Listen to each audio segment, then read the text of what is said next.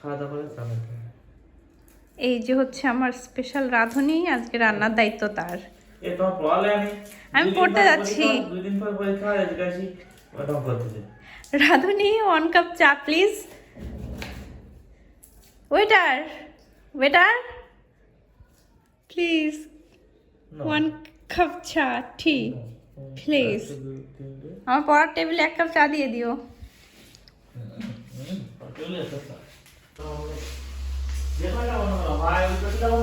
আজকে রাঁধুনি আমার হাজবেন্ড।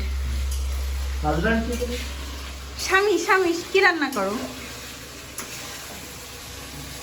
আমি রান্না করি মুরগির গোশ, মুরগির মাংস আর রসুন। ভালো সুন্দর কালার আসছে তো। দেখো টেক্সচার দেখো। হেভি। আলসে বউ হইলে বড়দের অবস্থা এরকমই হয়, রান্না বান্না করে খাওয়ানো লাগে, তাই না?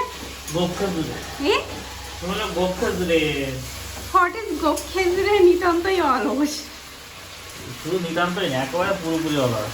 না গেল মনে করো গোপের ওপরে একটা খেজুর পড়িছে, ওই খেজুর যে খাইতে পারে না, সে হলো গোপ খেজুরে, তোমার হলো খাই বলছো। পড়ো পড়ো।